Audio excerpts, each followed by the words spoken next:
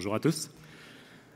En fait, donc, je me représente, Sébastien Lavenant, effectivement, je travaille chez Naonet, donc c'est un éditeur logiciel, on propose un système de gestion et de diffusion d'archives qu'on met à disposition des collectivités. Dans ce contexte, en fait, on crée une application qui est en PHP, qu'on est en train de refondre from scratch actuellement, et donc c'est notre activité principale du moment. Pour reprendre le sujet de la conf, donc en fait l'ADN de votre application. Pourquoi l'ADN déjà? En fait, je trouvais quelques similitudes en fait avec les interfaces. C'est un des composants les plus petits en fait qu'on trouve dans le langage. Il est assez fondamental, plutôt basique. Et puis en plus, il faut bien avouer que, j'aimais bien le nom que ça donnait. Ça sonnait bien. Alors à la question, les interfaces, c'est quoi? Donc, en fait, je voudrais vous présenter ça tel que j'aurais aimé qu'on me le présente il y a quelques années quand j'ai découvert les interfaces. En général, on les découvre par des effets de bord, par des design patterns qu'on utilise, et ainsi de suite. Je voudrais essayer de déjà voir, j'ai voulu essayer de voir ce qu'était une interface pour le commun des mortels quand on demandait à tout le monde. Donc le cas de base, le dev front, pas de jugement. C'est un écran utilisateur. Effectivement, on y trouve une similitude. En fait, c'est un point d'entrée normalisé. Donc, pour un dev front, effectivement, l'interface, c'est ça. Pour un dev back junior, l'interface, c'est comme une classe abstraite. Effectivement, ça force en fait les classes qui l'implémentent, ça force les classes qui l'utilisent à implémenter des méthodes. Donc, ça revient en fait à avoir un défonctionnement des interfaces. Pour l'architecte logiciel, effectivement, ça oblige les développeurs à respecter les conceptions, génial ou pas. Et du coup, effectivement, c'est basé sur toutes les conceptions sont basées en grande partie sur des interfaces. Et en fait, on attend souvent d'un service un comportement et non pas une implémentation spécifique. Donc, en fait, peu importe, comme je dis, l'implémentation, ce qui est important, c'est vraiment l'interfaçage, donc le comportement qu'aura le service. D'un point de vue Ops, on m'a dit ça, donc voilà, effectivement, il n'y a pas de code qui s'exécute dedans, c'est un fait. J'ai même eu, alors c'était pas un Ops qui m'avait répondu ça, mais j'ai vu dans une conf Laravel quelqu'un qui parlait de pollution visuelle. Je trouve ça un peu violent, mais bon. Mais alors, en gros, effectivement, d'un point de vue d'un Ops, ça leur permet de comprendre en fait l'application sans se plonger dans le code, vraiment pour vérifier, voir ce que peut faire l'application en termes, encore une fois, de comportement, sans vraiment regarder le détail du code qui est produit derrière. Entre guillemets, en posant cette question, je m'attendais à ce qu'on me parle d'interface réseau, mais bon, a priori, ça n'a pas marché. Point de vue donc chef de projet, c'est un chef de projet un peu old school, effectivement, il pensait qu'on utilisait ça pour se faire plaisir, ce qui est un fait, effectivement, on n'utilise pas pour se faire plaisir, pourquoi s'en priver, ça marche bien. Donc comme je disais, ils ont tous en partie raison, pas pour les bonnes raisons, mais en gros, ils sont un peu dans le vrai. Si on doit prendre un petit peu de hauteur au niveau du concept, dans notre quotidien, on va se rendre compte qu'on est entouré d'objets interfacés. Le cas de base, c'est la prise électrique. Effectivement, aujourd'hui, qui imagine un monde dans lequel on aurait directement notre matériel électrique directement branché dans le mur? Ça n'a aucun sens. On a très vite, pour profiter du réseau électrique au niveau de tous nos équipements, on a très vite prévu une interface physique, pour pouvoir prévoir le branchement des prises électriques. Donc là, dans notre cas, ce qu'on a, c'est une interface physique, donc on appelle le type Europe. Ça impose des contraintes, comme toutes les interfaces. En gros, ça impose d'avoir 2 tiges de, je ne dis pas de bêtises, 4 mm, distance de 19 mm, c'est plutôt précis, mais c'est les specs. Et par contre, ça garantit quelque chose. Ça garantit que le service qui va se brancher là-dessus, va avoir un courant alternatif qui sera du 230 volts et qui aura une fréquence de 50 Hz. Le matériel qui va se brancher là-dessus, il saura qu'il aura ce traitement derrière. Peu importe quel est l'équipement qui va se brancher dessus, il sait que s'il se branche sur une prise électrique, il aura ça. Donc, on peut avoir plusieurs implémentations possibles, donc la prise plate, la prise ronde, les multiprises. Donc on voit qu'en fait, c'est un cas qu'on rencontre tous les jours et qui est plutôt commun. Un autre cas, bon alors le quotidien, oui, désolé, c'est pas une conf qui date des années 2000, mais non, j'aimais bien l'exemple. La cassette audio, qui est aussi appelée musicassette a priori, ça vient de Wikipédia.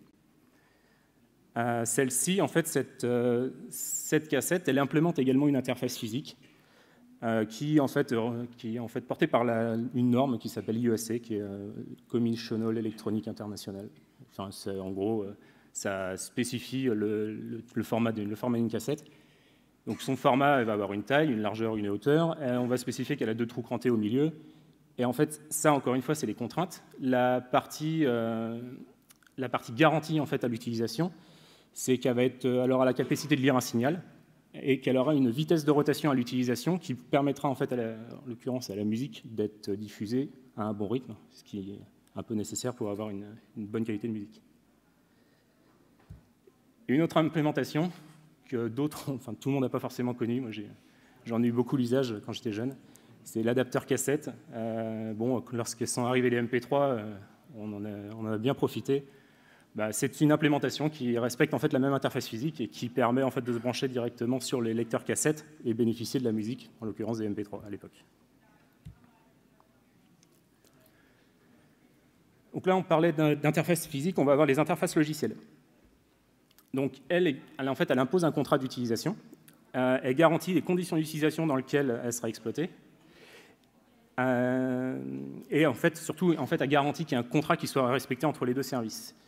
Alors après, ça en théorie c'est OK. Maintenant, qu'est-ce que ça donne dans nos applications? Donc, juste pour reprendre la structure, une interface, voilà, ça s'écrit comme ça.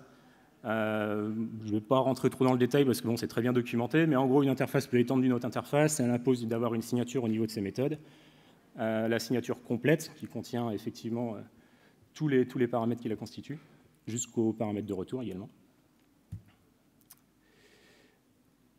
Au niveau de l'implémentation, une classe peut implémenter plusieurs interfaces. Elle doit donc respecter la signature de toutes les méthodes de l'interface. Elle peut implémenter, donc je viens de dire, plusieurs interfaces. Elle peut avoir d'autres méthodes publiques que celles qui sont portées par l'interface. Et seules les méthodes publiques sont contraintes en fait, par cette dernière.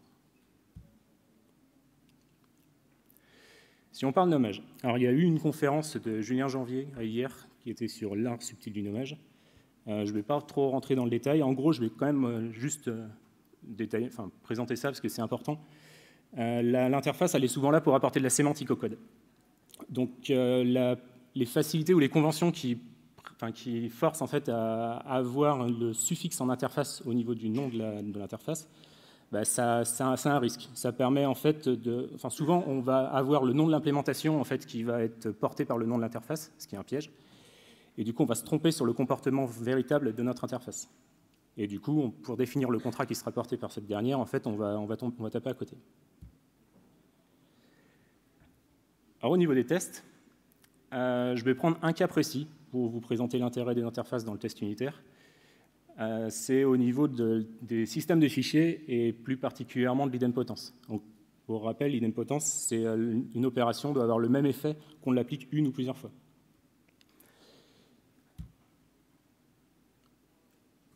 On a une classe qui s'appelle persister, qui en l'occurrence persiste comme son nom l'indique, j'ai beaucoup d'imagination. Elle utilise un service qui est un file storage en fait et qui lui store, pareil. Si on voit l'implémentation du file storage, on se rend assez vite compte en fait que là on a plusieurs problèmes. On a un couplage en fait avec le file system. Et du coup, le test est également pas idempotent. Là, si j'exécute le test plusieurs fois, je vais en fait accumuler dans un fichier CSV le résultat de ce que je vais sortir en fait dans mon service. Et du coup, en fait, le contenu du fichier ne sera pas le même en fonction de l'exécution des tests. On pourrait résoudre ce problème par l'intermédiaire de mock. C'est pas le choix qu'on a fait dans notre entreprise. On passe plutôt par des stubs. Ça nous permet en fait d'avoir des services qui sont bien isolés et en plus on peut avoir des implémentations mémoire, je vais vous montrer, qui peuvent elles-mêmes être testées unitairement, qui nous permettent en fait de couvrir des tests assez larges sur des services. Mais je vais vous montrer dans le détail. Juste pour vous dire, là en fait quand on a un test qui est difficile à écrire, en général quand on fait un test unitaire, on teste principalement la conception de l'application et là, en fait, si le test est difficile à écrire, c'est qu'en fait, un refacteur est nécessaire. Ou en tout cas, il faut se poser la question. Donc, une des solutions, là, c'est de se découpler du file system. Donc, on va en fait ne plus utiliser un file storage, mais on va avoir une interface storage qui va porter donc la même signature globalement que notre service. Et on va avoir une implémentation mémoire. Donc là, le test est plutôt simple. Donc l'implémentation, en fait, pour l'instant, ce qu'on va faire, c'est qu'on aura la méthode store, et cette méthode store, ce qu'elle va faire, elle va récupérer le paramètre et le stocker dans une propriété publique, stored data, qui en fait va nous permettre, dans notre test unitaire, le test unitaire, c'est pareil, j'ai vu la conf de Charles Deneuve qui a fait un retour sur les tests unitaires. Je pense que maintenant, je le réécrirai plus de la même manière. Mais en gros, on a notre storage qui est une implémentation mémoire dans lequel on injecte dans notre service persister. Et là, le test est plutôt simple, mais ce qu'on fait, c'est qu'on fait juste une assertion pour savoir si les data, en fait, c'est ce qu'on veut tester, si les data qui ont été injectées dans notre service de storage sont bien celles qu'on attend. Donc là, on ne fait aucune transformation, donc ce qu'on injecte est également ce qu'on reçoit, mais ça permet de tester, et du coup, on se découple de la partie file system.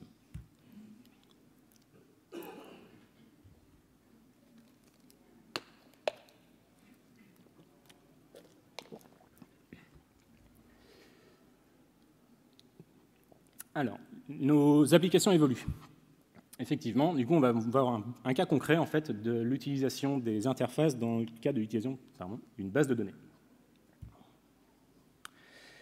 Donc là, c'est un cas concret sur un retour d'expérience qu'on a eu dans notre entreprise. On a tous une classe comme ça, une classe repository qui fait du find et du persist. Il n'y a rien de plus basique. Et le cas de base, on a fait une interface repository, comme beaucoup de gens font, et qui porte le find et le persist. Bon, c'était facile, au début, ça marchait très bien. On enregistre et on lit les bases de données, donc en l'occurrence, c'est dans une base de données Postgre. Sauf qu'est arrivée une fonctionnalité qui est la fonctionnalité de recherche. Donc là, en fait, on s'est dit, il nous faut deux bases. Il va nous falloir un référentiel, parce que notre base Postgre, c'est notre référentiel de données. Donc lui, il stocke les données vraiment complètes. Donc ça restera Postgre. Par contre, il nous faut aussi un moteur de recherche. Donc on a utilisé Elasticsearch, bon, parce qu'a priori, ça marche bien. Et par contre, là, pour utiliser Elasticsearch, on n'a besoin que de lire la donnée. On n'a pas besoin d'aller... le service n'aura pas besoin d'aller écrire dedans. Il aura juste besoin de le lire pour exploiter en fait une projection de la donnée sur la recherche, une projection de la donnée de la recherche sur le front. Du coup, on s'est posé la question comment brancher tout ça. La première chose, c'est qu'on s'est appuyé sur les principes solides. C'est deux des principes particulièrement, qui sont la ségrégation d'interface et la responsabilité unique. En fait, ça, il est assez vite venu qu'en fait, on avait besoin de deux interfaces, un finder et un persister. Donc, en l'occurrence, un service qui va nous permettre de récupérer la donnée et un autre qui va nous permettre de l'enregistrer. Donc, en fait, il a fallu juste adapter le code appelant pour que, du coup, chacun des services signe avec un finder ou un persister. Donc, ça n'a pas eu un gros impact au niveau du développement.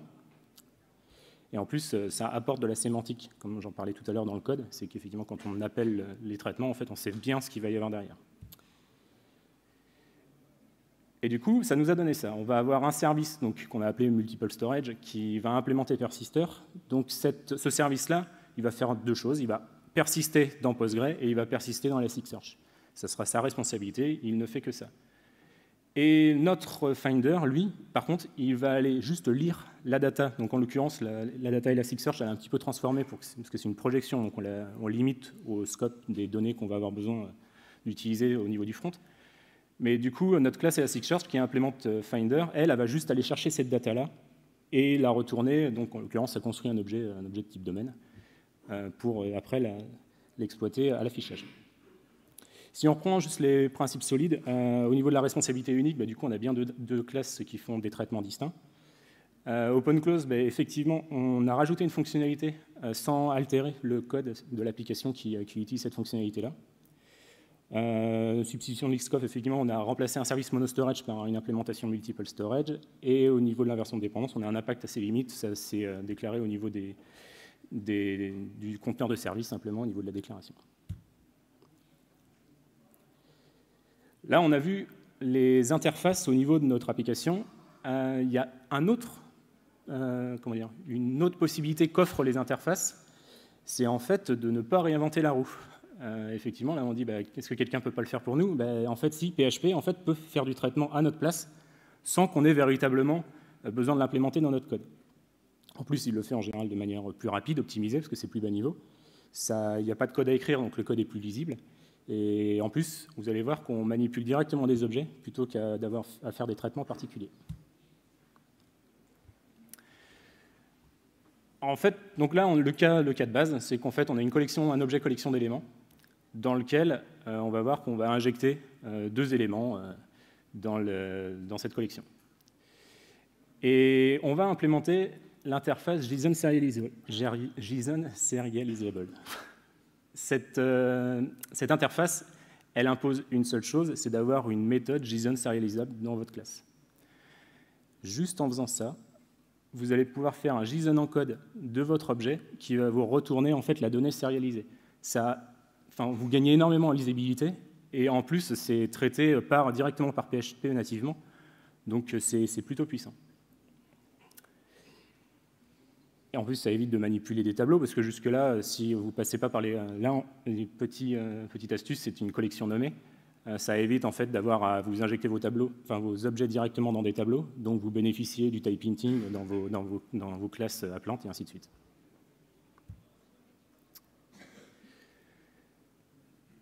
Deuxième interface, c'est l'interface countable. Là, c'est pareil. PHP en fait n'impose que d'avoir la méthode count qui fait un retour de count. En l'occurrence, là, vous pouvez avoir des traitements un peu plus spécifiques.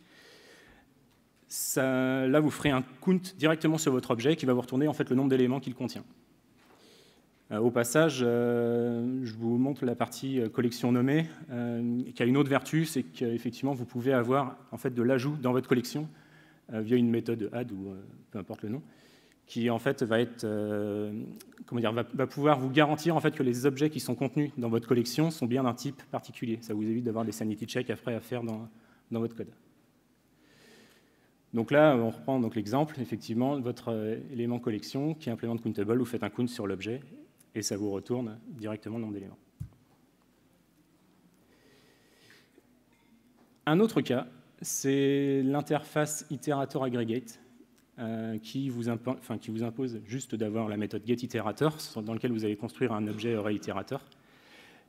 Et cette interface, en fait, le fait d'implémenter cette méthode et cette interface, ça va vous permettre en fait d'itérer sur un tableau sans avoir, pareil, de traitement à faire sur votre objet du type toArray et ainsi de suite. Là, effectivement, vous reprenez votre tableau et vous savez en plus, via la collection nommée, que les éléments qui sont inclus dedans sont des éléments du bon type, du type que vous attendez. Donc, en gros, pour résumer, les interfaces, elles vous imposent un contrat d'utilisation. Effectivement, c'est une contrainte, mais par contre, elles vous garantissent un comportement derrière. Vous savez que lorsque vous implémentez une interface, vous pourrez attendre du service qui utilise votre implémentation qu'il aura un comportement tel que vous l'attendez. Elles améliorent l'évolutivité de votre application, facilitent les tests, en général c'est lié. Elles apportent de la sémantique, ça c'est un point important, parce que mine de rien, on fait vite du code technique en fait, alors que via les interfaces, on peut prendre un petit peu de hauteur sur les nommages de nos services. Et elles permettent l'exploitation de fonctionnalités clés en main de PHP pour pouvoir faciliter votre code, en fait, vous faciliter la tâche, améliorer la lisibilité, et en fait, on y gagne de tout point de vue. 3 petits points, parce qu'en fait, elles permettent beaucoup plus de choses que ça, mais je ne vais pas avoir le temps de l'exposer aujourd'hui. Merci à vous.